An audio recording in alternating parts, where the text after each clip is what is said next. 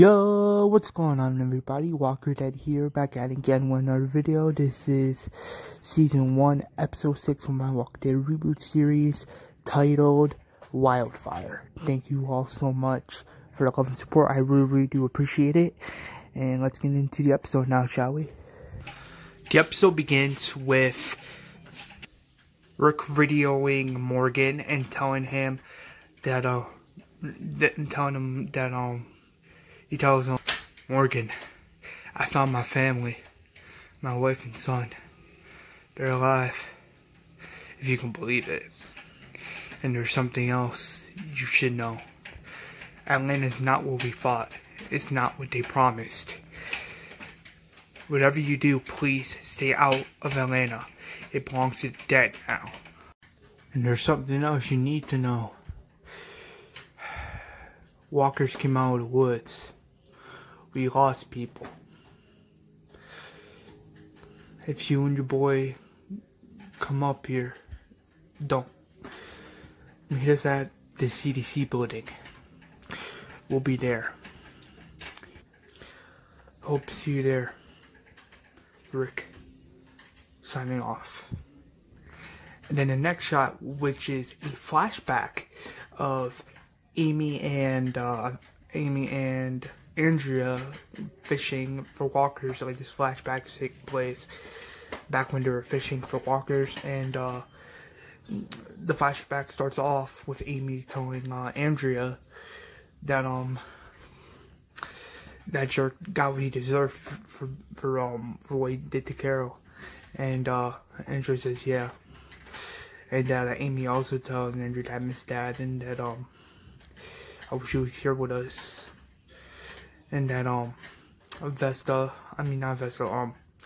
Andrea says me too. And then do you think, and then Amy's like, do you think there could be a better place out there to call home? And Andrea said, yeah, there has to be. I believe in Rick and I believe in Shane. If anyone could find us a place safer for us, it's them. I trust them both. And Amy says, me too, and I really hope we do find a better place to stay soon, because you never know, walkers could come out of the woods and they could basically drive any one of us in our sleep, and none of us would realize. And then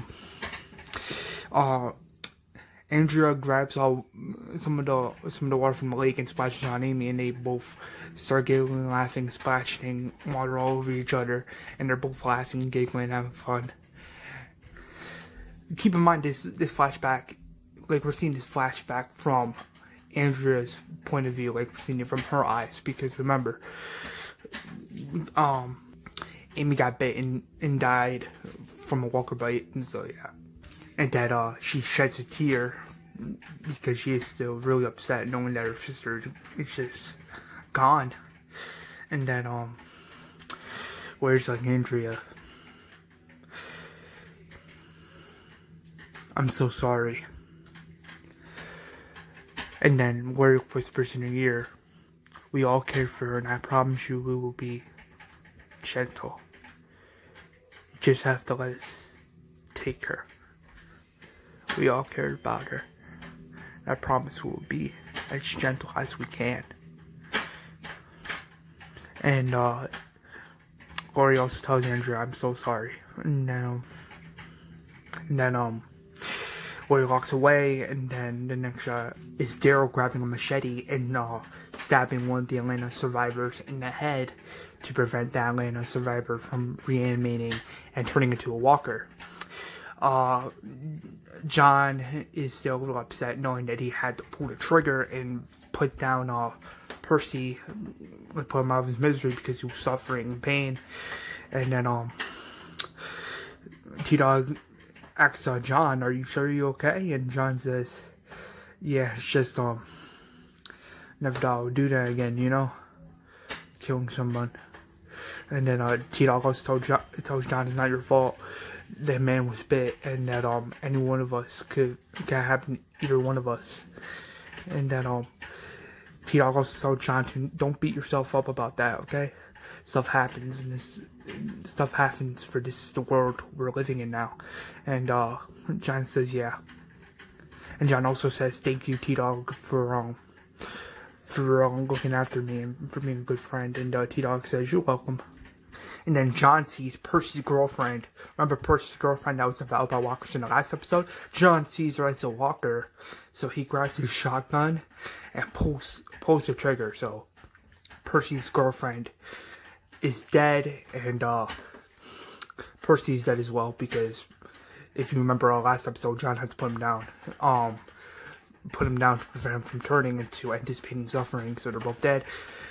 Meanwhile, Carol walks to Daryl, and they both see Ed as a walker. So Daryl's like, do you want me to do it? And Carol's like, I'll do it. He was my husband. And Carol grabs a machete and slices it through Ed's head, so Ed is dead. And basically Ed turned into a walker, and Carol had to put him down, so Ed is dead.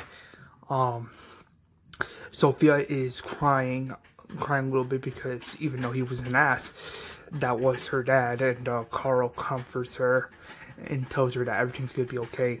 I'm your friend and I'm here for you. And Billy, Ben, and Morales' kids do the same thing, and they all have like this big family hug, whatever, like this big family hug. The next shot is Rick coming back from burning some walkers, and Rick asks Lori, she hasn't moved yet, and Lori tells Rick that no, she won't move, she won't even talk to us, and she won't even eat anything. She's been there all night. And Lori's like, we gotta do something before she turns, and Rick's like, oh, I'll tell her. Rick goes to Andrea, and Rick's like, Andrea, and then Andrea grabs her gun out of her pocket, and she tells Rick, I know how the safety works. Just please let me say goodbye to my sister. And Rick says okay, and he also says, I'm so sorry for your loss. I'm so sorry. Then Andrea says thank you, and Rick walks away, and Andrea puts her gun down, and she is still mourning over Amy's death. And Vesta and Dale notice this, and it just feels so bad for her, you know? Like, today was supposed to be the special day. Like, today was supposed to be this special day for everybody, and now it's ruined because Amy's gone, and lots of other people are gone now, basically. The next shot is Jackie and Jim trying to grab a walker body to take it to the pit to burn, and Jackie notices some fresh blood on Jim's shirt, and Jackie's like, is that blood? And Jim's like, yeah, I got scratched under the attack. And Jackie says, that blood looks fresh. Did you get bit? And Jim's like, please don't tell. And then Jackie's like, a walker got Jim. A walker bit Jim. And everyone's freaking out, like, oh my god, oh my god. And Daryl's like, show us. And Jim gets scared. He grabs the shovel, trying to tell everyone to back off, but T-Dog comes up behind him and grabs him, and then Daryl clips off his shirt, revealing that Jim has unfortunately been bitten on the stomach, and that he's saying, I'm okay, I'm okay, I'm okay, I'm okay, I'm okay, I'm okay. And everyone is freaking out. John is freaking out. He's like, Jesus.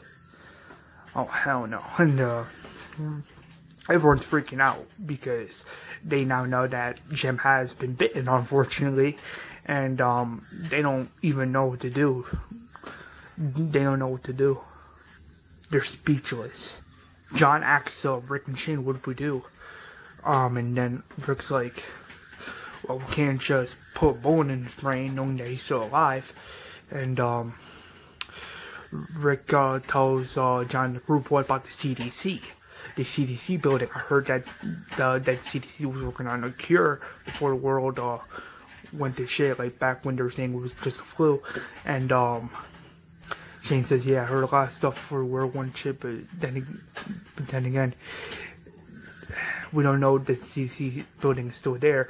But I said the best chance for a cure is to go to Fort Benny, the army base, and then if we're lucky, we could find food, weapon supplies, and hell, even probably find a cure for Jim. And Rick's like, no, if we're gonna find a guy, that has to be the CDC building. On top of that, the Fort Benning Army Base, 40 miles from here, we'll never make it. And John says, this is a man's life. If there's a chance for a cure, like if there's like a slight chance to save Jim, we gotta take it. Like, we gotta take a risk, you know? We gotta do this. And John also says, whatever you two decide, go right ahead. Just don't be arguing with each other. And don't complain that, oh, if there is nothing we can do about it. And looks like okay. And looks like, well, we have to go to the CDC building. We have to do this. And Shane's like not really happy about this. Like, he doesn't want to go to CDC. He just wants to go to Fort Benny for food and supplies. And if Jim dies, he dies. That's what Shane's thinking in his mind. And then Daryl's like, since none of you have the balls to take care of this whole situation myself, I'll do it. Yeah, we gotta pull him out of his misery. He grabs his machete and tries to stab Jim right in the head, but then Rick stops him. He grabs his revolver and points it at Daryl's head and tells Daryl, we do not kill the living. And Daryl jokes and says, that's funny, coming from a man that pretty much just put a gun to my head. And John tells Daryl that we may disagree on some things, but this is not one of them. Put the machete down, please. And Shane's like, go on now, put it down. And Daryl puts on the machete down. Shane grabs the machete, making sure that Daryl doesn't grab it again, trying to put Jim down. Rick grabs Jim by the arm and takes him into the RV, and Jim asks Rick, where are you taking me? And Rick tells Jim somewhere safe. The next shot is Vesta and Dale going to Andrea, and Dale's like, I'm here to pay my respects. And Vesta says, me too. And then they both kneel down besides Amy's dead body. And Dale's like, did I ever tell you how I lost my wife? And Andrew's like, cancer, was it? And that Dale says, yes. This is where Vesta, Dale, and Andrew gets a lot, and I mean a lot of character development. I want this character development to develop the characters for season 2, because it's really gonna matter in season 2. The character development and everything. Anyway, Dale says, yeah, I took her to every doctor, every test, every fusion, everything I could. And I spent so many years so angry and so cheated. But until then, you girls and Vesta here were the only people that I cared anything for. Vesta then tells Andrea, back at the mall, I saw mad people, friends, co-workers, animals. They were all being devoured by walkers right in front of me, and I was so helpless. I felt so helpless because I couldn't do anything about it. Before this, I worked at Starbucks, and at the mall. All this chaos was going on. Bombs everywhere. Explosions, deaths, walkers eating animals. It was just crazy. I made it to my home with my bird Johnny. Me and Vesta, Johnny, we're at this refugee camp, and I see the soldier making this crazy speech about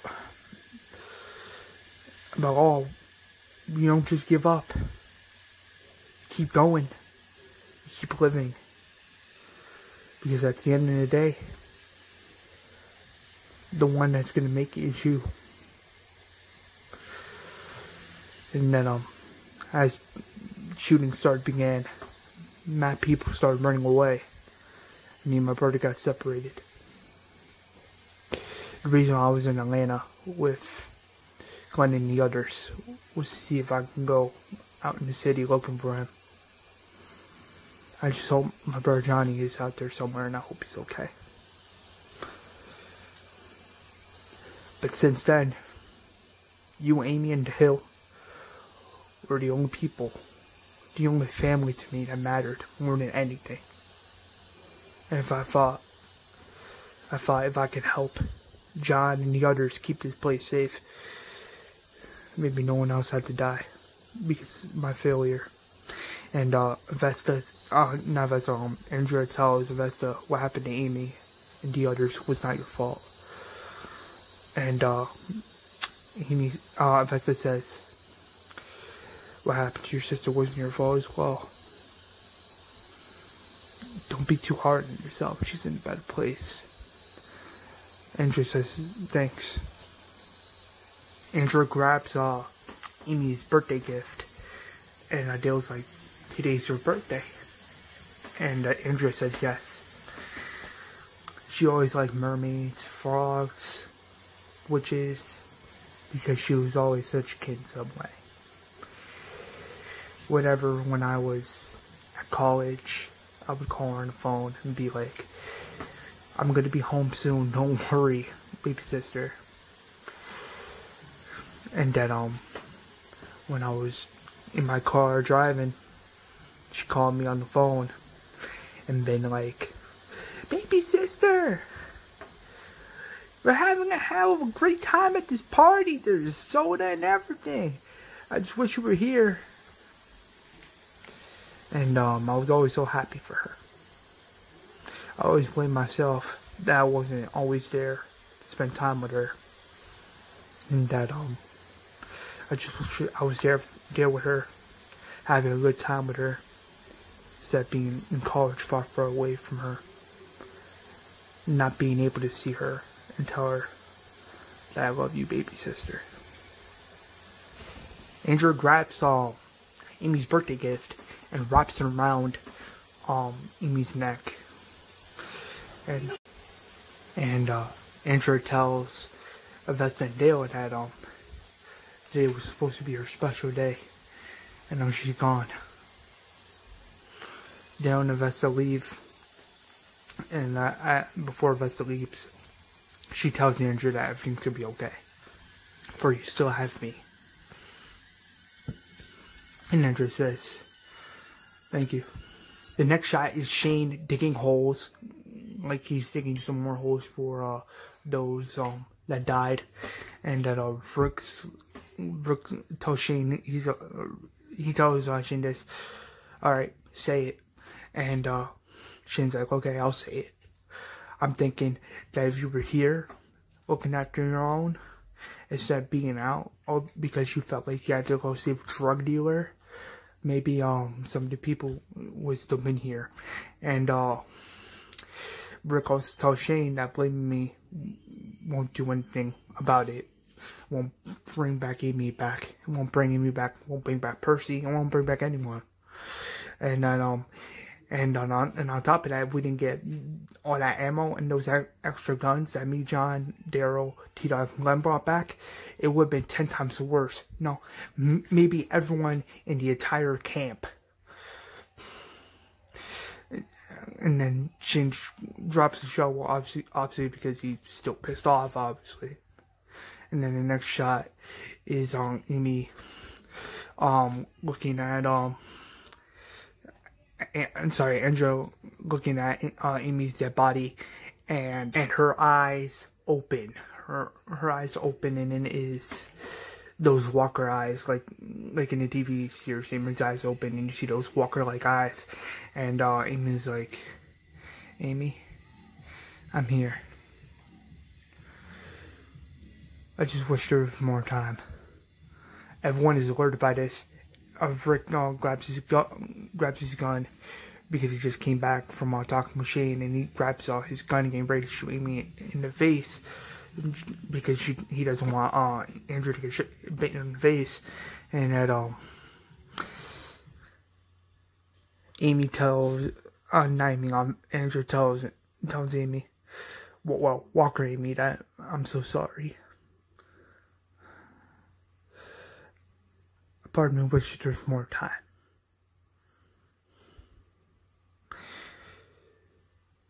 I love you. She grabs her gun and shoots her in the head.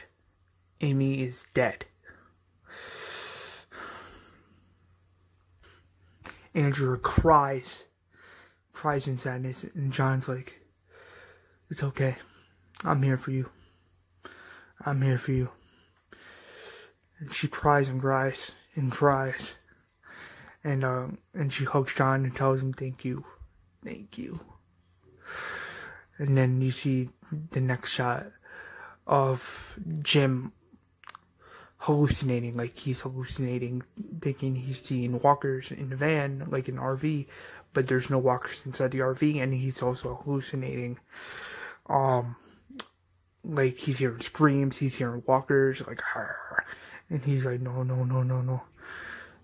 and he hits his head, he's able to snap out of it, and he is scared, basically, of becoming one of those walkers, and that there might be a possibility that he might have to just get put down. Meanwhile, back at the hill, Andrew, Avesta, and Dale are on the hill. They're trying to bury Amy. Avesta and Dale are trying to help Andrea with burying Amy's body, and Amy's like, no, I got it. John, Avesta, Dale, and Rick come in, and they help Andrea bury Amy's body. Andrea says, thank you so much, I really appreciate it. And John says, no problem. Your family too. They bury Ed's body, Amy's body. They also bury Percy's body, and all the other Atlanta camp survivors that unfortunately died. And then Percy's girlfriend also got buried, and they're all saying their goodbyes. And that Rick and the crew are getting ready to go to the CDC building. They're ready to go to the CDC building. They're going to do whatever it takes to make sure there's a cure and to keep everyone safe. They're ready to go to the CDC building. Everyone regroups and tells everyone that we're heading to the CDC building. Anyone has any questions or any denials about it, now's the time. And that Morales and his wife are like, we're not going. And then Morales' wife tells everyone that we have family in Birkenham. We want to be with our people. And Rick's like, are you sure? And Morales is like, yeah, we're sure. We talked about it all night. I gotta do what's best for my family. Rick says, okay. And he tells John Shane. John gives Morales half of his ammo and says, it's a full box. Take it. You need it. Rick also gives Morales a black and brown gun. And Morales says thank you, and Rick says you're welcome. And then Rick tells Morales channel 14 in case if you change your mind. Gloria says goodbye. Gloria and Jackie and Avesta say goodbye to Morales and his wife in a very emotional way. Morales' kids are saying goodbye to everybody, and they're also saying goodbye to Sophia and Carl. They're also hugging them and saying goodbye. It's a really emotional scene. It's very emotional. But before Morales leaves, Morales says, let me say goodbye to Jim. Morales tells Jim, how you hanging in there, partner? And Jim's like, I don't know. I'm coughing out blood, and I feel like I'm dying. Morales tells Jim that me and my wife and kids are leaving. And then unfortunately, this is goodbye forever. If we ever do see each other again in death or whatever.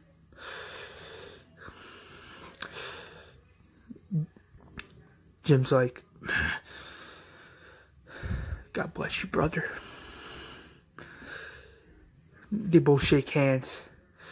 And they both say goodbye in a very emotional moment. And Morales, before he steps out of that RV, he tells Jim, I hope you find family in death. I hope you find peace. And then Jim's like, thank you. I hope you and your family stay safe, and I hope the best. Morales says thank you. And then Morales says one last goodbye to Jim. Like, his final words to Jim is, peace out, Shovel Boy. You'll never be forgotten. I'll never forget you. Morales steps out of the RV in tears, and he goes into the car with his family, and his wife asks Morales, "Are you okay?" And Morales says, "Yeah." Rick and the crew are watching Morales and his family drive away, and John waves goodbye to Morales. Meanwhile, everyone gets in the RV, getting ready to go to the CDC building. They're on the road. They have been, like, the next shot is them on the road, and they have been on the road for a long time, like 15 minutes. Jackie is trying to give Jim some water, and he's also trying to pour some water on his head, but he is screaming. He is in pain. He's in pain, and that he's telling Jackie that I can't take this anymore. I can't take anymore. This gotta stop. Tell Rick to stop the RV, please.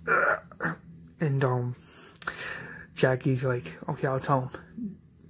Just stay here, okay? Everything's gonna be okay. Everything's gonna be fine. And then Jackie tells everyone it's Jim. He can't take anymore. They stop the RV. Rick's like, what is it? And Jim tells Rick, my body's like glass. Won't move a muscle. You're gonna have to leave me. I want to be with my family. Rick's like, you have been speaking delusional as always. And then I don't think you know what you're asking. And then Jim tells Rick, I know what I'm asking. It's my choice, not yours, not your failure.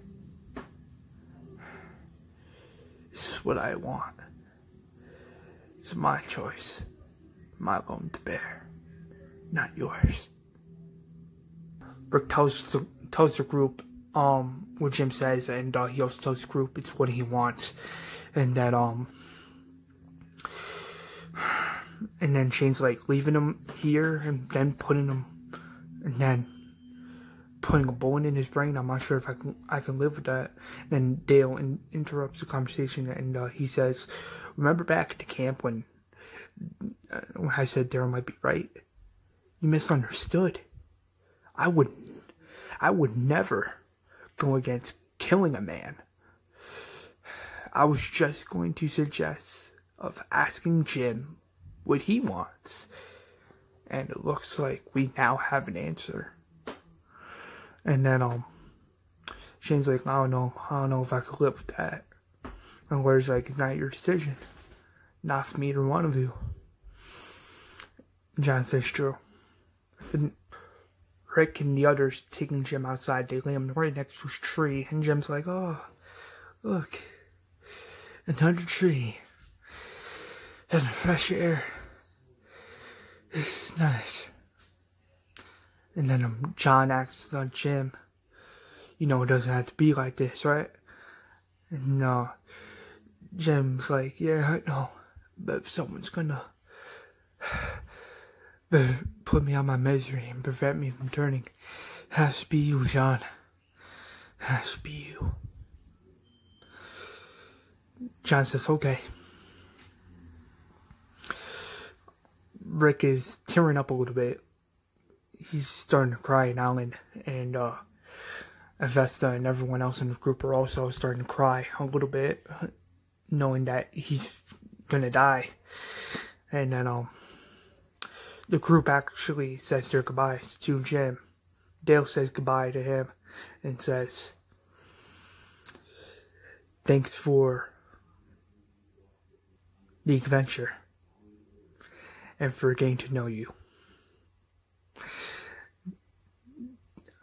Jim says, "You're welcome." As he coughs, John says, "You good?" "I will be, John. I will be." Jackie starts crying. Like, crying, and she tells Jim, "Close your eyes, sweetie. Look at the sky. Close your eyes. Listen to the trees." She kisses him on the cheek and says goodbye. Vesta says, "We may not have seen eye to eye on everything.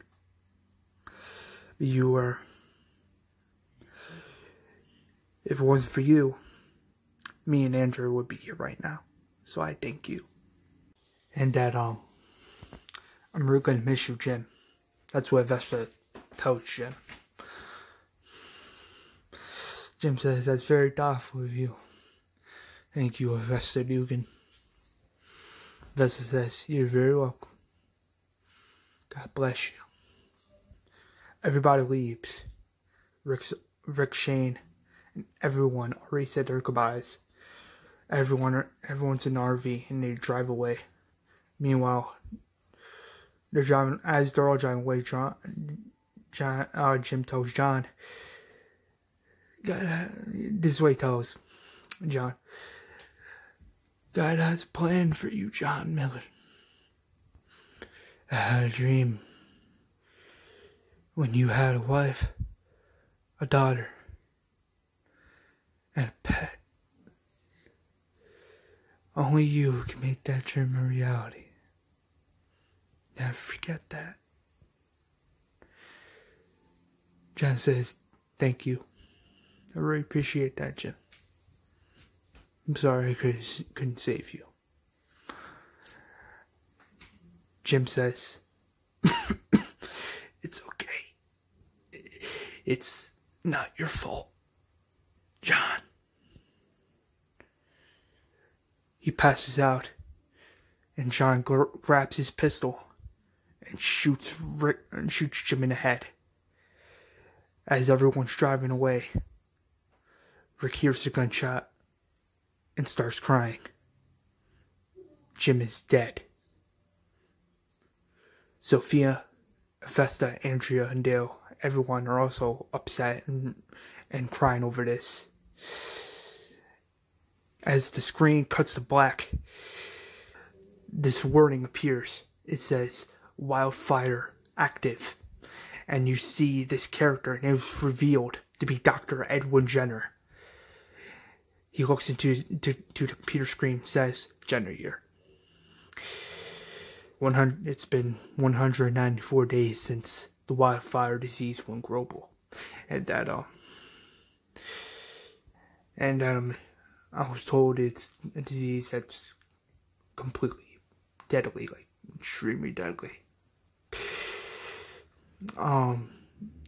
Dr. Jenner is talking to somebody, but I will not reveal who that character is. I will reveal that character in future season, but he is talking to somebody, but he doesn't know that, and we, the audience, don't know that yet. Like, we don't know who is it he's talking to yet, but it will be revealed in future season. Trust me, it will be revealed. He also says, I've been having trouble sleeping lately. Just had a lot on my mind and a lot of regret on my conscience." And then the screen goes back to the warning. It's like, and then the next shot pans out where Dr. Jenner puts on his hazmat suit and he goes in to do some testing on the TS-19 brain that he has in his lab. The only reason he's testing the brain is to find a cure. He grabs a small part of the brain, puts it in the little scooper thing, and then he grabs his liquid or whatever. I don't know what it's called, but he grabs the liquid, drops it on the part of the brain, and he puts the sample into the machine, and it's turning and it's turning and it's turning. It is ready, and he wakes up. He puts the thing on his scope, and he examines it, and he noticed that the red samples are still turning black. That's still becoming infected. As he's grabbing, trying to grab the thing, the acid or the liquid he had earlier, he accidentally pours it on what's left of the TS-19 brain, and he's like, oh hell no. And he noticed that a little bit of it got on his hand, and he takes off the thing. He takes off his glove, and he knows that I'm gonna have to decontaminate myself. And the computer system's like, decontamination confirmed. All personnel exit the room and prepare for immediate undecontamination. Dr. Jenner gets into the room. He decontaminates himself, and he's fine. He's not hurt. He's fine. And then out of nowhere, via the computer system, is like, hazardous material in progress. Now commencing decontamination. Jenner screams, no! And then you see the next shot is where there's fire in the room, and the room is completely destroyed. And Dr. Jenner is pissed off by this, and this is what causes him to lose hope. And then you see the next shot of him talking to the computer, and he says the TS-19 samples are gone.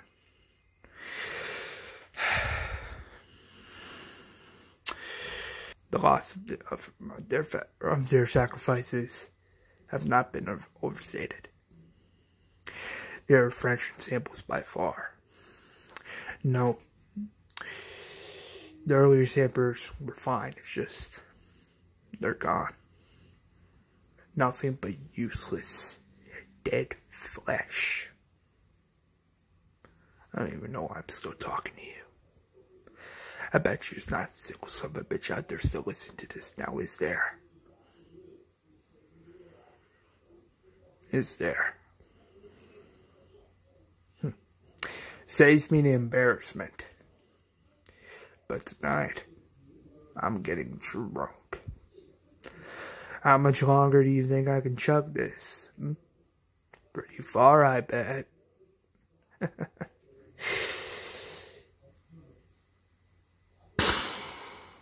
Oh, it is out of the stadium. And then the next shot is Rick and the crew arriving at the CDC building, and they notice mad walker bodies are on the ground, and all of them are dead. They hurry, make it to the CDC building, and they're trying not to smell the disgusting smell of rat poop and dried blood everywhere, and flies, obviously. And they're like banging on the door, and Shane's like, "There's no one here," and Rick's like, "Yeah, no, why the lights on?"